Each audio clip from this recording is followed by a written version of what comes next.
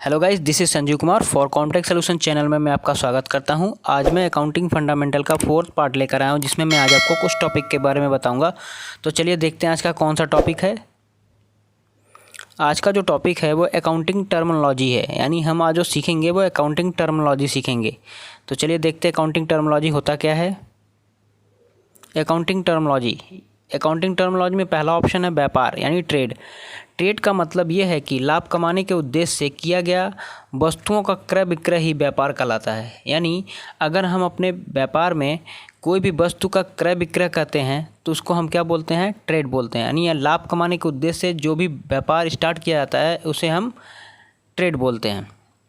दूसरा है व्यवसाय यानी बिजनेस। कोई एक ऐसा वैधानिक कार्य जो आय लाभ प्राप्त करने के पर्पस से किया जाता है वह व्यवसाय कहलाता है। व्यवसाय एक व्यापक शब्द है जिसके अंतर्गत उत्पादन, वस्तुओं, सेवाओं का क्रय विक्रय, बैंक, बीमा, परिवहन कंपनी आदि आते हैं।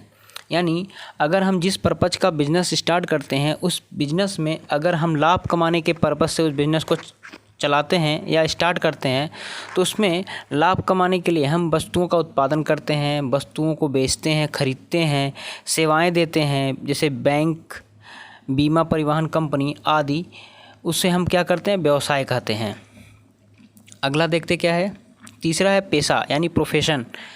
आय अर्जित करने के लिए किया गया कोई भी काम या फिर साधन जिसके लिए पूरा प्रशिक्षण की आवश्यकता होती है उसको हम पेशा कहते हैं। जैसे कि डॉक्टर, टीचर्स, इंजीनियर आदि के द्वारा किया गया काम पेशा कहलाता है। पेशा मतलब एक प्रोफेशन होता है। अगर आप किसी एक चीज़ में जानकारी रखते हैं तो वो आपका क्या है, पेशा है। जैसे आप एक टीचर हैं और आप पढ़ाते हैं तो वो आपका पेशा है। अगर आप टीचर को बोल दिया जाए जाके डॉक्टर का काम करे तो वो नहीं कर सकता। तो जो जिसका प्रोफेशन है वो उस प्रोफेशन में अपना काम करता है, उसे हम पेशा कहते हैं। चौथा है मालिक यानी ओनर। वह व्यक्ति या वस्तुओं का समूह जो व्यापार में आवश्यक पूंजी लगाते हैं, व्यापार का संचालन करते हैं तथा लाभ व हानि के अधिकारी होते हैं, वो व्यापार के मालिक या ओनर कहलाते हैं। यानी जो बिजनेस का मालिक होता है उसे हम क्या करते हैं, ओनर। यानी जो वस्तुओं को जोखिम उठाता है, जो व्यवसाय में पूंजी लगाता है, जो उसका संचालन करता है, वही व्यापार का मालिक होता है। यदि किसी प्रकार या किसी व्यवसाय का मालिक कोई एक ही व्यक्ति है तो वह एकाकी व्यापारी कहलाता है। यानी अगर किसी बिजनेस या व्यापार का एक ही स्वामित्व है या एक ही मालिक है तो उसे हम क्या करते हैं, एकाकी व्यापारी यानी प्रोप्राइटर कहते हैं। यदि मालिक दो या दो से अधिक व्यक्ति हो तो उसे पार्टनर्स कहलाते हैं, यानी पार्टनरशिप कंपनी या पार्टनर्स कहलाते हैं। यदि बहुत से लोग मिलकर संगठित रूप से कंपनी के रूप में कार्य करते हैं तो वह उस कंपनी के अंशधारी मतलब शेयर होल्डर कहलाते हैं। जैसे एक कंपनी है, उस कंपनी में बहुत सारे लोग हैं जो मिलकर उस कंपनी को स्टार्ट किए हैं तो उस कंपनी को हम क्या बोलते हैं, अंशधारी यानी शेयर होल्डर्स कहते हैं। अगला पांचवा पूंजी, इसको इंग्लिश में बोलते हैं कैपिटल। व्यापार का स्वामी जो रुपए, माल, संपत्ति आदि चीज़ें व्यापार में लगाता है उसे ही हम पूंजी कहते हैं। यानी जो कंपनी का ओनर होता है यानी मालिक होता है वो कंपनी में पैसे भी लगाता है, संपत्ति भी लगाता है, माल भी लाता है। यानी जो भी चीज़ें कम पड़ती हैं या जो भी चीज़ें व्यापार में आता है उसे हम क्या कहते हैं, पूंजी। यानी जो कंपनी का मालिक लेके आता है। एग्जाम्पल में देखिए, रोहन ने 20,000 रुपये नकद लाए और 10,000 रुपये माल के एक कंप्यूटर की दुकान खोली। तो ऐसी स्थिति में उसकी इस व्यापार में लगी हुई पूंजी 30,000 रुपये होगी। व्यापार में लाभ होने पर पूंजी बढ़ती है और हानि होने पर पूंजी घटती है। 6 नंबर है माल यानी गुड्स। माल उस व्यक्ति को कहते हैं जिनका क्रय और विक्रय व्यापार में किया जाता है। माल के अंतर्गत वस्तुओं के निर्माण हेतु प्राप्त सामग्री हो सकती है। जैसे एग्जाम्पल में, वस्तु विक्रेता द्वारा खरीदा गया कपड़ा उस व्यापारी के लिए गुड्स या माल होता है। यानी वस्तु जो विक्रेता होता है उसके द्वारा खरीदा गया कपड़ा उस व्यापार के लिए गुड्स होता है। 7 नंबर आहरण यानी ड्राइंग। व्यापार का स्वामी अपने निजी खर्च के लिए समय समय पर व्यापार में से जो रुपए या फिर माल निकालता है तो वह उसका आहरण या निजी खर्च कहलाता है। यानी अगर कंपनी का मालिक कंपनी की संपत्ति या कंपनी का पैसा या सामान निकाल के अपने निजी खर्च करता है तो उसको हम क्या बोलते हैं, ड्राइंग यानी आहरण बोलते हैं। 8वां है क्रय यानी परचेज। वह सभी आइटम जिसको सेल करने के पर्पस से खरीदा जाता है वह परचेज कहलाती है। व्यापार में माल उधार या फिर नकद खरीदी जा सकती है। यानी अगर हम जो बिज़नेस स्टार्ट किए हैं उस बिज़नेस में जो भी सामान हम खरीदते हैं उसे हम परचेज करते हैं।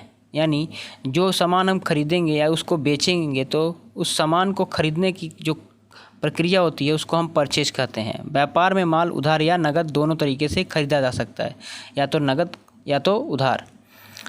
9 नंबर है विक्रय यानी सेल। वह सभी आइटम जिसको हम सेल करते हैं वह सेल कहलाती है। मतलब कि जो माल बेचा जाता है उसको हम विक्रय कहते हैं। आपको बता दूं कि जो माल नगद बेचा जाता है उसे नगद विक्रय और जो माल उधार बेचा जाता है उसे क्रेडिट सेल्स कहते हैं।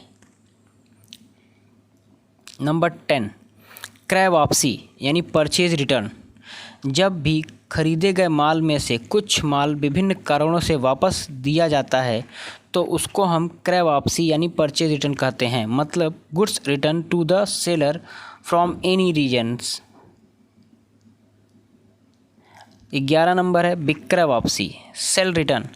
जब बेचे गए माल का कुछ भाग विभिन्न कारणों से व्यापारी लौटा देता है तो इस प्रकार की वापसी को हम विक्रय वापसी यानी सेल रिटर्न कहते हैं। मतलब कि goods return by to the customer from for any reason. 12 नंबर यानी रहतिया स्टॉक।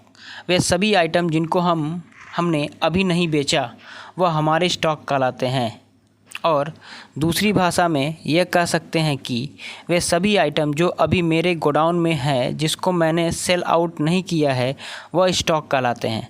साल के अंत में जो माल बिना बिके रह जाता है उसको हम क्लोजिंग स्टॉक कहते हैं और अगले साल के पहले दिन वही माल हमारा ओपनिंग स्टॉक कहलाता है।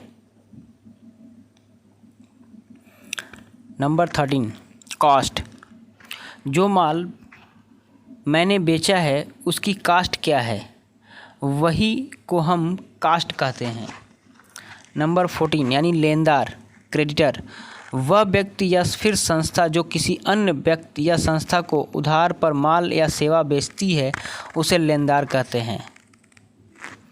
नंबर 15 देनदार डेप्टर्स। वह व्यक्ति या फिर कोई संस्था जो किसी अन्य व्यक्ति या संस्था से माल या सेवाएं या फिर रुपए उधार देती है उसे देनदार कहते हैं। नंबर 16 यानी 16 एक्सपेंडिचर। ये वो खर्च हैं जिनके लिए मैंने पे करा होता है। ऐसे खर्च जिनको मैंने पे किया या लाभ मिला है उसे हम एक्सपेंडिचर कहते हैं। नंबर 17 यानी दायित्व यानी लायबिलिटी।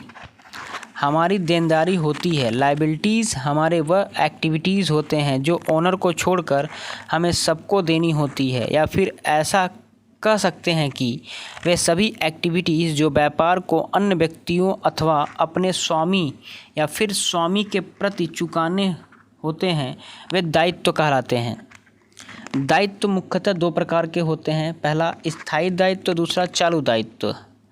स्थायी दायित्व यानी लॉन्ग टर्म यानी 1 साल या 1 साल के बाद जो चुकाई जाती है दायित्व होती है उसको हम लॉन्ग टर्म दायित्व कहते हैं। और जो चालू दायित्व होते हैं जो शॉर्ट टर्म होते हैं, जो 1 साल के अंदर या 1 साल के अंदर जो दायित्व यानी जो भी लायबिलिटीज़ होती है उसे पे किया जाता है उसे हम चालू दायित्व कहते हैं। 18 नंबर संपत्ति यानी एसेट्स। हमारे व्यापार में समस्त वस्तुएं वे व्यापार संचालन में सहायक होती हैं वे संपत्ति कहलाती हैं। संपत्ति मुख्यतः 2 प्रकार की होती हैं। पहला अचल संपत्ति, दूसरा चल संपत्ति। अचल संपत्ति यानी फिक्स एसेट्स और चल संपत्ति मतलब current assets. Fix assets land and buildings, furniture, machinery, Motors, car, ऐसे जो भी नाम्स आते हैं जो एक बार खरीदने के बाद बार बार नहीं खरीदा जाता है व्यवसाय में, उसे हम फिक्स एसेट्स कहते हैं। करंट एसेट्स जैसे क्लोजिंग स्टॉक, डेप्टर्स, ये हमारे क्या होते हैं, क्लोजिंग स्टॉक यानी करंट एसेट्स होते हैं। क्लोजिंग स्टॉक्स और डेप्टर्स ये हमारे करंट एसेट्स होते हैं। 19 नंबर राजस्व यानी रिवेन्यू। गुड्स या सर्विस को मार्केट में सेल करने पर उससे जो प्राप्त होती है उसको हम राजस्व यानी रिवेन्यू कहते हैं। नंबर 20 यानी 20 छूट, डिस्काउंट। व्यापारी द्वारा अपने कस्टमर्स को दी जाने वाली रियायत ही डिस्काउंट्स कहलाती है। यानी अगर हम किसी कस्टमर को कुछ प्राइस या एमआरपी या कॉस्ट में छूट देते हैं तो उसको हम क्या बोलते हैं, डिस्काउंट्स बोलते हैं। 21 नंबर व्यय यानी एक्सपेंस। हमारे माल के उत्पादन और उसे बेचने में जो भी खर्च होते हैं वह व्यय कहलाते हैं यानी एक्सपेंस कहलाते हैं। जैसे electricity expense, rent, salary, commissions, ये सारे के सारे जो होते हैं वो हमारे एक्सपेंस होते हैं। व्यय मुख्यतः दो प्रकार के होते हैं, पहला प्रत्यक्ष व्यय, दूसरा अप्रत्यक्ष यानी डायरेक्ट एक्सपेंस और इनडायरेक्ट एक्सपेंस। पहला प्रत्यक्ष व्यय यानी डायरेक्ट एक्सपेंस, ये वो खर्च होते गई जिन्हें व्यापारी माल खरीदते वक्त करता है। वस्तु की लागत का एक हिस्सा होता है। गाड़ी भाड़ा, मजदूरी, फैक्ट्री की बिल आदि प्रत्यक्ष व्यय के अंतर्गत आते हैं। दूसरा अप्रत्यक्ष व्यय, वे सभी एक्सपेंस जिनका संबंध वस्तु के क्रय या उसके निर्माण से ना होकर वस्तु की विक्रय या कार्यालय संबंधी होते हैं, अप्रत्यक्ष व्यय यानी इनडायरेक्ट एक्सपेंस कहलाते हैं। इसके अंतर्गत वे एक्सपेंस होते हैं जैसे कि विज्ञापन, विक्रय पर गाड़ी भाड़ा, बिजली का बिल, डिस्काउंट्स आदि। 22 नंबर बैड डेप्थ। व्यापारी को उधार बेचे गए माल की पूरी रकम डेप्टर्स यानी देनदार से प्राप्त हो जाए ये आवश्यक नहीं। इसके लिए उधार की रकम में से जो वसूल नहीं हो पाती उसे व्यापार का बैड डेप्ट कहते हैं। नंबर 23 यानी 23 नंबर वाउचर। व्यापार संबंधी सभी व्यवहार व लेन देन के प्रमाण के लिए जो डॉक्यूमेंट्स दिए या फिर लिए जाते हैं उन्हें हम वाउचर्स कहते हैं। बिजनेस में जो भी ट्रांजैक्शन होते हैं उनको टैली सॉफ्टवेयर में रिकॉर्ड करने के लिए हम वाउचर का उपयोग करते हैं। नंबर 24 यानी 24 बैलेंस शीट। कंपनी का स्टेटमेंट जो कंपनी की सारी डिटेल्स आपको बताता है उसी को हम बैलेंस शीट कहते हैं। बैलेंस शीट एक रिटन स्टेटमेंट होता है जो कंपनी के डिटेल्स को दिखाता है कि कंपनी प्रॉफिट कर रही है या लॉस। बैलेंस शीट को हम साल के एंड में बनाते हैं। दोस्तों कैसा लगा ये वीडियो? अगर आपको ये वीडियो पसंद आया है तो आप मेरे चैनल को लाइक, शेयर, सब्सक्राइब और कमेंट ज़रूर करिएगा। और अगर आप मेरे चैनल पर नए हैं तो आप मेरे चैनल को सब्सक्राइब कर लीजिए। ऐसे ही इंटरेस्टिंग वीडियो मैं आपके सामने लाता रहूँगा। धन्यवाद।